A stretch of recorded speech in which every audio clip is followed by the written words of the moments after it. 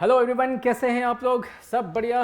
Alright then, चलिए तो शुरू करते हैं आज का लेक्चर। आज का जो चैप्टर है वो आपका देखने लायक है, बड़ा ही मज़ेदार देखिए चैप्टर है।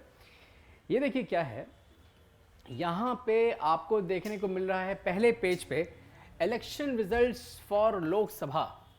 देखो भाई, मैंने बहुत ही डिटेल में इन सब चीज़ों को सिखाया था जब 6th स्टैंडर्ड की एनसीईआरटी खत्म हो रही थी तब, और मैंने कहा था कि जो उस एक्सप्लेनेशन को देख लेगा 6th क्लास की एनसीईआरटी हाँ जी, 6th क्लास की जो एनसीईआरटी जो मैंने कवर किया है, अगर आप उसको ढंग से देख लें और उसके लास्ट लेक्चर जहां वो एंड हो रहा है, उसके एंड होने के बाद मैंने उसी लेक्चर में 20 मिनट का मैंने दिया एक्सप्लेनेशन, पूरे इस किताब का मैंने निचोड़ आपके सामने रख दिया था।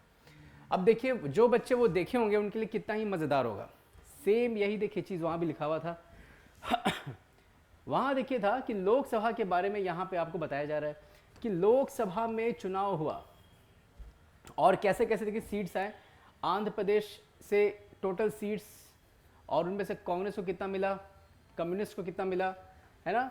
इस तरह से देखिए सारे स्टेट का यहाँ पे रखा हुआ है, असम का, बिहार का, गुजरात का, केरल, मद्रास, मैसूर, राइट। ये मैं आपसे देखिए क्या बताना चाह रहा हूँ कि यहाँ पे लोकसभा का आपका जो इलेक्शन है, जो चुनाव है, उसके रिजल्ट्स के बारे में यहाँ पे बात की जा रही है। तो ऑब्वियसली ये चैप्टर आपका उसी से रिलेटेड होने वाला है। और ये रहा देखिए, ये मेरे लिए नोट है, टीचर्स के लिए नोट है, या आपके लिए नोट नहीं है। ऑलराइट, ये रहा देखिए आपका chapter number 3 which is parliament and the making of laws. देखिए आप आराम से ज़रा देखें यहाँ पे, पार्लियामेंट क्या है। पार्लियामेंट ये है लोकसभा और राज्यसभा, और इन दोनों का काम क्या है? इन दोनों का काम है लॉज को बनाना, लॉज को बनाना, और प्रोसेस बाय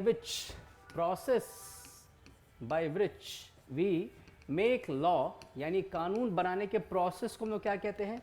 ये कहते हैं लेजिस्लेट। यानी लेजिस्लेट शब्द का मतलब है कानून बनाना, राइट। और यदि कोई बॉडी कानून बनाने का काम कर रही है, मैंने क्या कहा आपसे कि law making process is called legislation या लेजिस्लेट।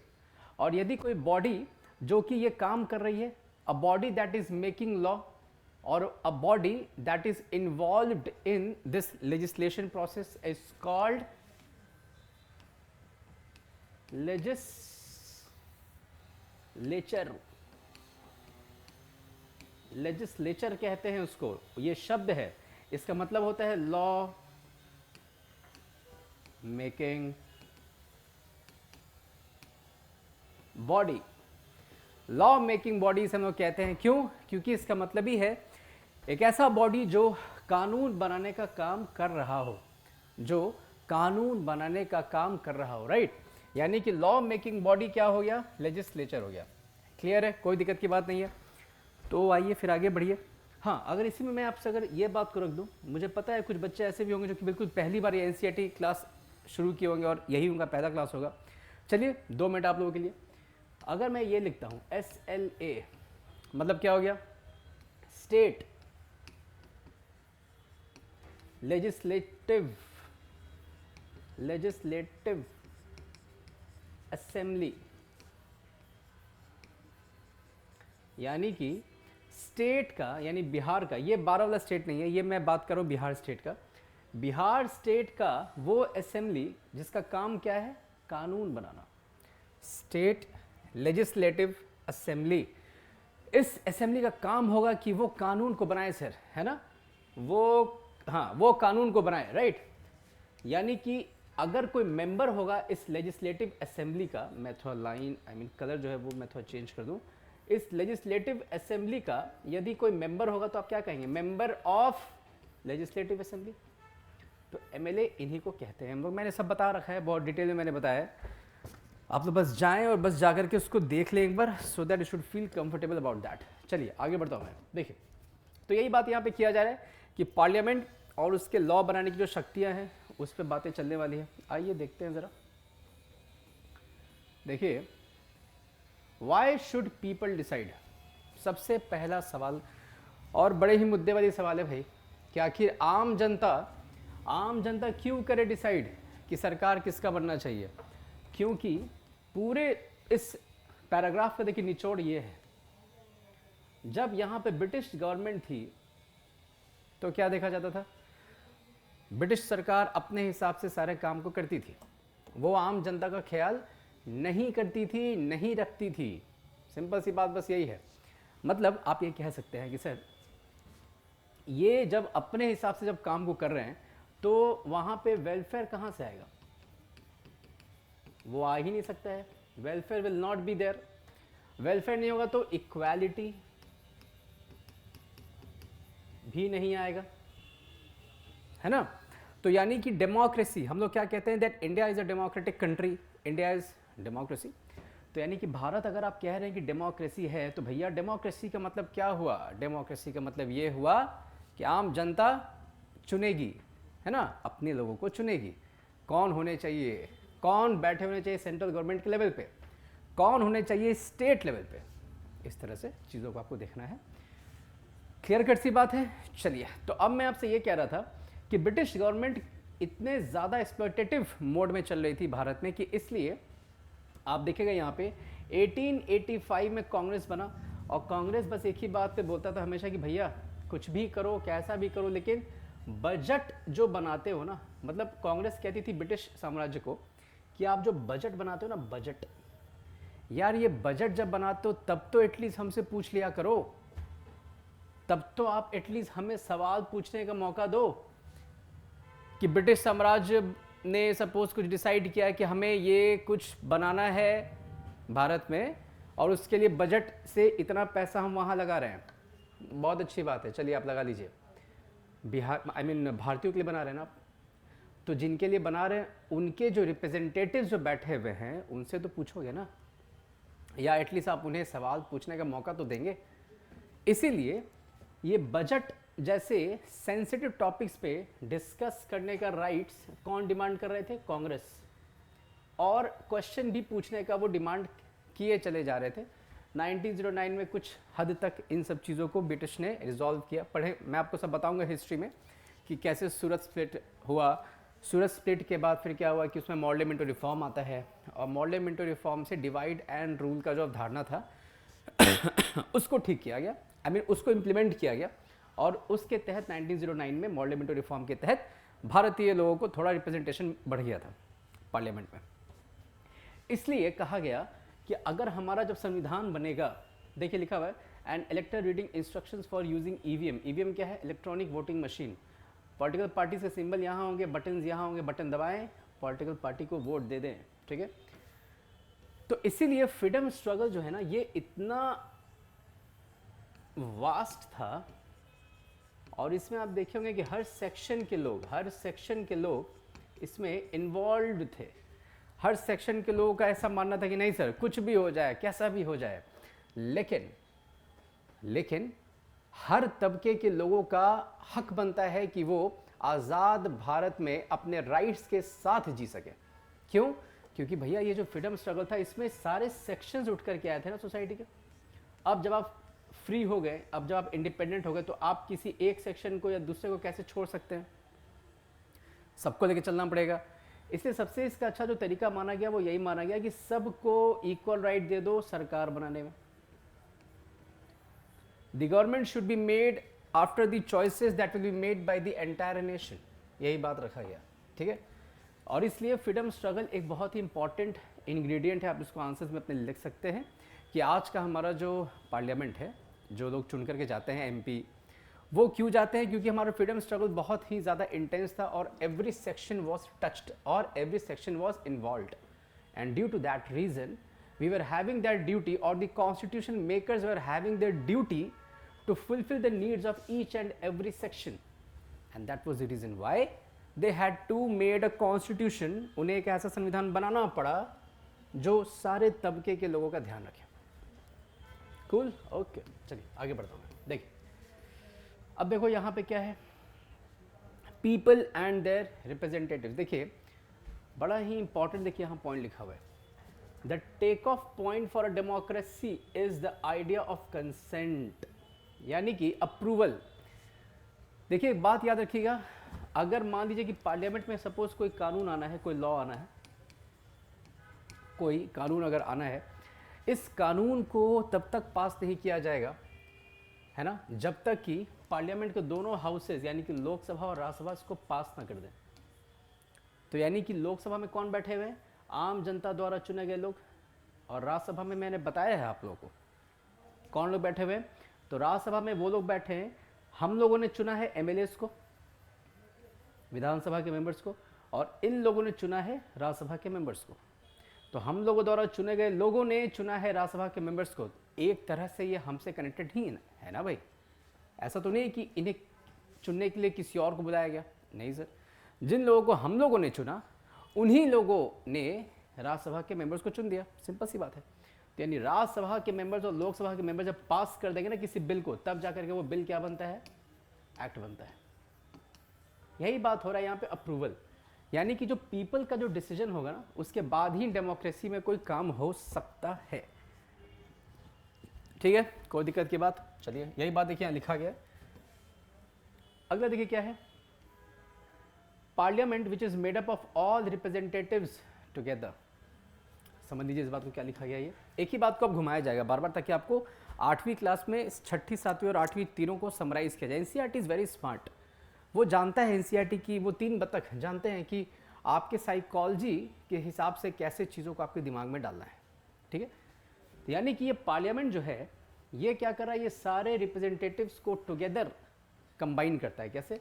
वही बात हो गई, लोकसभा राज्यसभा, यहाँ पे एमपी, यहाँ भी एमपी, लेकिन यहाँ पे लोकसभा में जो चुने गए हैं वो डायरेक्ट इलेक्शंस के द्वारा चुने गए हैं, और जो राज्यसभा में जो लोग चुने गए हैं वो इनडायरेक्ट इलेक्शन से चुने गए हैं, है ना, वो इनडायरेक्ट इलेक्शन से चुने गए हैं। ठीक है, तो यानी इन दोनों रिप्रेजेंटेटिव्स को अगर आप जोड़ देंगे तो आपका क्या बन जाएगा? आपका बन जाएगा parliament. And this is written over here that the parliament which is made up of all representatives together, यानी कि पार्लियामेंट सारे रिप्रेजेंटेटिव्स को मिला करके बनता है। गुड, ओके, चलिए, ये सब बस पढ़ने वाली बात है, सब देख लेंगे हम। मन लगाने के लिए पढ़ लें आप, बहुत ज़्यादा आपको दिमाग अपना नहीं ख़राब करना इन सब चीज़ों में। चलिए, वैसे पार्लियामेंट पे मैंने एक सेपरेट टॉपिक बना रखा है, आप जाकर के देख सकते हैं DIA के प्लेलिस्ट में, the role of the parliament. अब बताओ, अभी आप देखेंगे कि अब किस तरह से NCERT चीज़ों को रिपीट कर रहा है। 6th और 7th क्लास से कुछ मटेरियल्स को यहाँ पे रिपीट किया जाएगा, बट बड़े स्मार्ट तरीके से। एक तरह का ये रिकैप है और कुछ नहीं। देखिए यहाँ लिख रहा है कि it was created after 1947, obvious सी बात है, और कॉन्स्टिट्यूएंसीज की देखिए यहाँ पे बातें कर रहा है। जो बच्चे शुरू से फॉलो कर रहे हैं उन्हें कोई दिक्कत ही नहीं आएगी इसमें। मैंने पंचायती राज 6th स्टैंडर्ड में ही मैंने सारे कॉन्सेप्ट्स को क्लियर किया है, आप जा करके देखें। पंचायती राज खोलेंगे, वहाँ पे मैंने बताया था एक गांव को वार्ड्स में बांटा जाता है ना, हर वार्ड से एक आपका रिप्रेजेंटेटिव खड़ा हो जाएगा, उसको चुनने के लिए लोग आएंगे जिनका उम्र 18 साल से ज़्यादा होगा। यूनिवर्सल अडल्ट फ्रेंचाइज, ठीक है, वही बात बस देखिए यहाँ लिख दिया गया है। और मैंने आप लोगों को बताया भी था कि किस तरह से सरकार बनती है। देखिए यहाँ पे सेम चीज़ को देखिए यहाँ पे टेबल में दिखाया गया है। देखिए यहाँ पे रिजल्ट आपको देखिए शो कर रहा है 2019 का जो चुनाव हुआ था मई में, 17th लोकसभा, जो वनडे लाइनर वाले हैं वो ये देख सकते हैं, 17th लोकसभा जो कि आपका 2019 में जिसका चुनाव हुआ था, उसमें भारतीय जनता पार्टी को कितने मिले थे? 303, INC यानी कांग्रेस को 52। तो मैंने बताया था आप लोगों को कि 272 या उससे ज़्यादा जिन्हें सीट्स मिल जाती है उनका बन जाता है गवर्नमेंट, है ना। That particular party is allowed to make its own government. कितना सीट्स आपको यहाँ दिख रहा है? 303 बीजेपी को मिल रहा है, यानी कि ये 303 सीट के साथ होते हैं winner. And this party is allowed to choose its leader, और जो लीड करेगा इन्हें, उन्हें ही आप बोलते हैं PM साहब। और PM साहब फिर अब मैंने सब बता रखा है आपको, 6th 7th सब में मैंने इन सब चीज़ों को रखा है। PM साहब क्या करेंगे? वो चुनेंगे अपने कुछ फ्रेंड्स को, या कह सकते हैं कलीग्स को। और कलीग्स कहाँ से होंगे? पार्लियामेंट से ही होंगे, और ये कहलाएंगे काउंसिल ऑफ मिनिस्टर। सरकार यही होती है। मैंने 4 से 5 बार इन सब चीज़ों को बता रखा है आपको, आप आराम से देख लें इसको फिर से पीछे जा करके। बार बार रिपीट अगर मैं करता हूँ तो फिर आपका ही समय जो है वो वेस्ट होने वाला है, ठीक है। देखिए यहाँ पे सब कुछ दिया हुआ है, सिक्किम, रिवोल्यूशनरी, राष्ट्रीय, nationalist, national people, Naga people, Mizoram. एक बार सरसरी निगाह से देख ले, रटीने इसको मत बैठ जाइएगा। अब आप बहुत बच्चे इसको रटते हैं, अरे इसको क्यों रट रहे हो, कोई ज़रूरत की बात है ही नहीं। This is not important, this is just to show you कि चुनाव कैसे होते हैं, ठीक है। अब देखिए, देखो मैंने बताया ना आप लोगों को, ये चैप्टर बहुत ही साधारण सा चैप्टर है। इसमें सारी बातों को बस रिपीट किया गया ताकि आपका रिकैपिचुलाइजेशन, आप बस रिकैप कर पाए। देखिए यहाँ पे क्या है, to select the national government. अब देखो यहाँ पे क्या लिखा हुआ है, देखिए यहाँ लिखा हुआ है, जिस पॉलिटिकल पार्टी को 272 से ज़्यादा मेंबर्स और मोर, और है, ठीक है ना, या तो ये या तो इससे ज़्यादा आ जाए, वो बनाएगी अपना सरकार, गवर्नमेंट, वो बना लेती है अपना गवर्नमेंट, ठीक है। लेकिन मान लीजिए क्या कि अगर किसी पार्टी को सपोज 272 सीट्स आए ही नहीं, मान लीजिए किसी जो सबसे बड़ी पार्टी है उसको आए हैं 200 सीट, तो अब वो किसी के साथ अलायंस करना चाहेगी, वो जोड़ना चाहेगी अपने आप को किसी के साथ, है ना, और वो जोड़ेगी किसी ऐसे पॉलिटिकल पार्टी के साथ जिसको जोड़ने के बाद इसका जो सीट है टोटल कितना हो जाए, 272 से ज़्यादा हो जाए। तो कोई दूसरी पॉलिटिकल पार्टी जिसके पास 100 सीट्स है, तो टोटल कितने हो गए, 300। तो ये जो सरकार बन रही है ये दो पार्टीज को कंबाइन करके बन रही है ना, so this is called your coalition government. Coalition है ना, गठबंधन है ना, बंधन में जोड़ देना है दोनों को ताकि 300 सीट्स आ जाए। मैंने सब बहुत डिटेल में बता रखा है, इसलिए यहाँ पे आपको बहुत ज़्यादा सब रिपीटेड है। देखिए, PM is the leader of the ruling party, है ना, कुछ इससे बहुत बड़ी चीज़ नहीं है। चलिए अब मैं आगे बढ़ता हूँ इसमें। देखिए राज्यसभा के बारे में लिखा हुआ है, देखिए भाई क्या है राज्यसभा, कुछ नहीं है। राज्यसभा, इसमें कौन बैठेंगे, ऑब्वियसली एमपी ही बैठेंगे, क्योंकि Rajya Sabha is a part of parliament. तो इसके जो मेंबर होंगे वो इनफैक्ट मेंबर कहाँ के होंगे, पार्लियामेंट के होंगे। तो मेंबर ऑफ पार्लियामेंट, अब ये जो मेंबर ऑफ पार्लियामेंट हैं ये यहाँ पे जो बैठे हुए हैं, इन्हें चुन करके कौन भेज रहा है, इन्हें सपोज अगर बिहार का कोई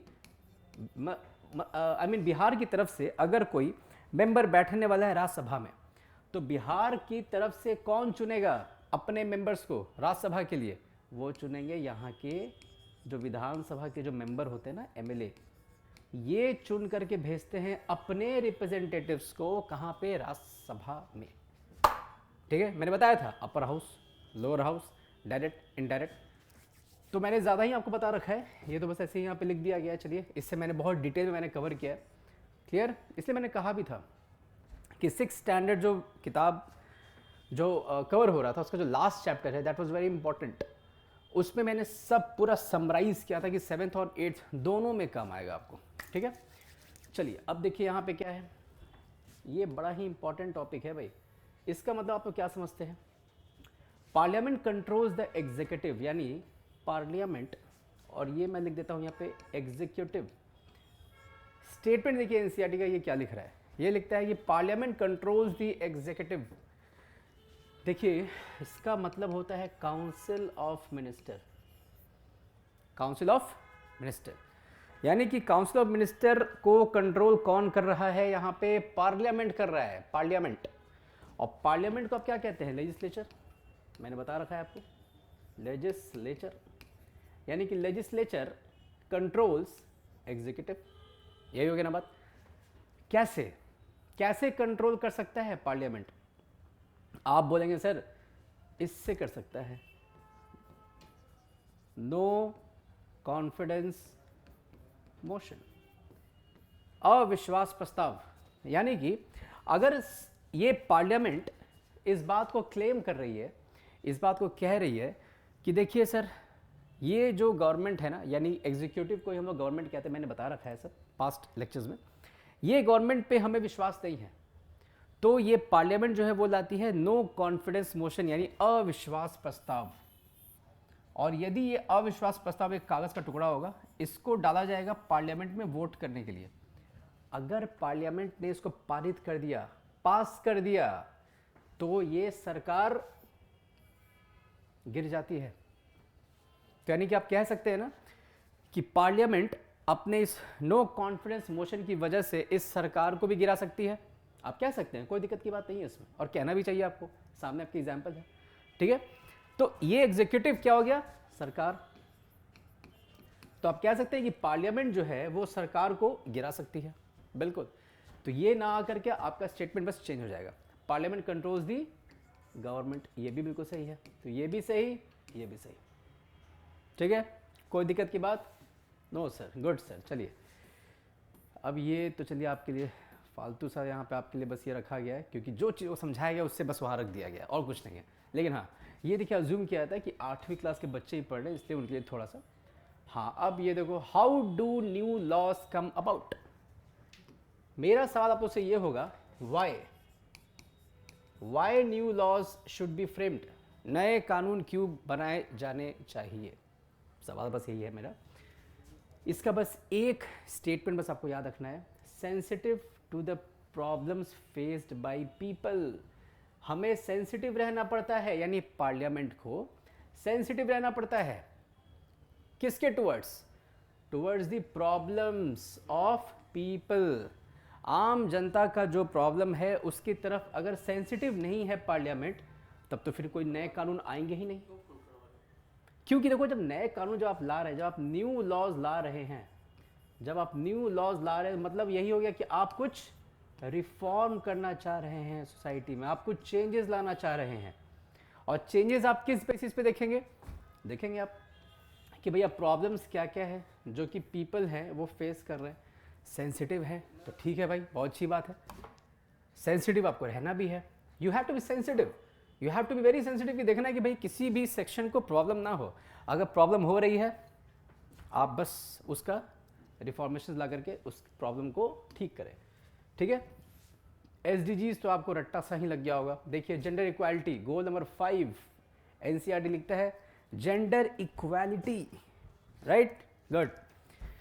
चलिए, डोमेस्टिक वायलेंस के बारे में बहुत लंबा चौड़ा हम लोगों ने डिस्कशन किया था, सेम चीज़ यहाँ पे लिखी गई है, कुछ नया नहीं है यहाँ पे। ठीक है, चलिए अब आई थिंक बस आपके बस कीवर्ड बच गए हैं जो मुझे समझाना है आपको। Okay, I just explain it. ये तो कहानी है, इस पर बहुत ज़्यादा आपको ध्यान नहीं देना है, आप पढ़ सकते हैं, आप कोई मना ही नहीं है आपको। हाँ, एक शब्द देखिए आपके सामने हमेशा देखने को आपको मिलेगा, नल एंड वॉइड। ठीक है, नल एंड वॉइड, मैं इसको यहाँ समझा दूँ। देखिए, नल एंड वॉइड, ये क्या है, ये यू है, this is U, okay, this is N and U, null and void. देखो, what is null and void. Suppose एक कोई कानून बनाया जाता है, एक कोई लॉ बनता है, और ये लॉ जो है वो किसी ना किसी फंडामेंटल राइट को वॉयलेट करता है, यानी कि किसी फंडामेंटल राइट को वो कट कर रहा है। ये लॉ किसी फंडामेंटल राइट को वॉयलेट कर रहा है, तो उस केस में क्या किया जाएगा, सुप्रीम कोर्ट बीच में आ जाएगी, और सुप्रीम कोर्ट बस यही बोलने वाली है कि देखो भाई, कुछ भी करो, कैसा भी करो, लेकिन article number 13 of the Indian constitution, याद रखिएगा, article number 13 of the Indian constitution इस बात को साफ तौर पे बोलता है, हमारे संविधान का ये आर्टिकल साफ बोलता है कि अगर कोई फंडामेंटल राइट को वॉयलेट करने वाला लॉ सामने आ जाए, तो उस लॉ को इतना ही नहीं, अच्छे से कट कर दो। ये लॉ कभी भी नहीं रहेगा, क्यों? क्योंकि ये फंडामेंटल राइट को कट कर रहा है। और इसी को हम लोग कहते हैं, इस प्रोसेस को, जिस प्रोसेस में सुप्रीम कोर्ट किसी लॉ को ख़त्म कर दे क्योंकि फंडामेंटल राइट का वॉयलेशन कर रहा था, इसे ही हम लोग कहते हैं कि सुप्रीम कोर्ट ने ये डिक्लेयर किया है, नल एंड वॉइड, यानी कि ये कानून अब नल एंड वॉइड हो गया, ये कानून खत्म हो चुका है। ठीक है जी, कोई दिक्कत की बात नहीं है। चलिए आगे बढ़ते हैं फिर। तो यही देखिए यहाँ लिखा हुआ है, कॉन्स्टिट्यूशनली वैलिड होना चाहिए। अगर कोई कानून संवैधानिक रूप में वैलिड नहीं है तो क्या क्रिएट होगा? कंट्रोवर्सी क्रिएट होगा, है ना? जैसे आप देखें फार्म बिल पे बहुत लोग ऐसा बोल रहे थे।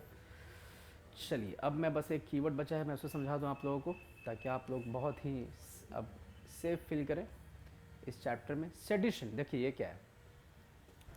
देखिए सेडिशन मतलब क्या होता है? मतलब होता है कि ये सरकार को अगर लग रहा है कि किसी ने कोई ऐसा काम किया है जिससे कि रेजिस्टेंस या रेबेलियन क्रिएट हो रहा है सरकार के अगेंस्ट, सरकार के अगेंस्ट कोई रेजिस्टेंस या रेबेलियन क्रिएट हो रहा है, तो सरकार क्या लगा देती है? उस पर सेडिशन के चार्जेस लगा देती है ना? और ये 1870 का एक्ट है, ब्रिटिश टाइम का एक्ट है, ब्रिटिशर्स ने इसको बहुत यूज़ किया था। लेकिन देखो तो ये कानून आर्बिट्रेरी है। क्यों? क्योंकि अगर सरकार को ऐसा लगता है कि किसी को सेडिशन के चार्जेस के तहत गिरफ्तार करना है तो वो बस गिरफ्तार कर लेगी, ठीक है? वहाँ पे वो कोई भी एविडेंस, है ना, एविडेंस वो कभी भी शो नहीं, आई मीन अगर कोई एविडेंस नहीं भी है फिर भी, अगर आप ऐसे समझ के चले, बहुत बच्चे बोलते हैं सर एविडेंस नहीं है, एविडेंस तो होगा ही कोई ना कोई, बट एविडेंस का वहाँ पे कोई वैल्यू नहीं रह जाता है, ज़्यादा हद तक कोई एविडेंस का वैल्यू नहीं है वहाँ पे। इसीलिए ये अगर आप बिना एविडेंस के ही किसी को अंदर कर रहे हैं, अरेस्ट कर रहे हैं, देखिए लिखा हुआ government does not need absolute evidence, उसको ज़रूरत ही नहीं है सरकार को, वो बिना एविडेंस के ही आपको पकड़ के जेल के अंदर डाल देगी। तो आर्बिट्रेरी मतलब क्या होता है? अपने मन से, एक तरह से आप कह सकते हैं, बिना एविडेंस के, बिना प्रूफ के। तो ये तो आर्बिट्रेरी एक्ट हो गया, सेडिशन का एक्ट, राइट? तो यही आपको एनसीईआरटी बताना चाह रहा था इसमें, और इस प्रकार आपका अंत होता है ये चैप्टर। देखिए बहुत अच्छे स्पीड से आप लोग चल रहे हैं, और इस बात का विश्वास रखिए एनसीईआरटी कंप्लीट होने के बाद आपका कॉन्फिडेंस लेवल कहीं और ही जाने वाला है, राइट? तो बस इसी तरह पढ़ते रहें, ठीक है? होली का भी मज़ा लें, बट साथ ही साथ होली के साथ थोड़ा पढ़ाई पे भी ध्यान देना है, ठीक है? चलिए, all the best, see you, take care, see you in the next lecture, thank you.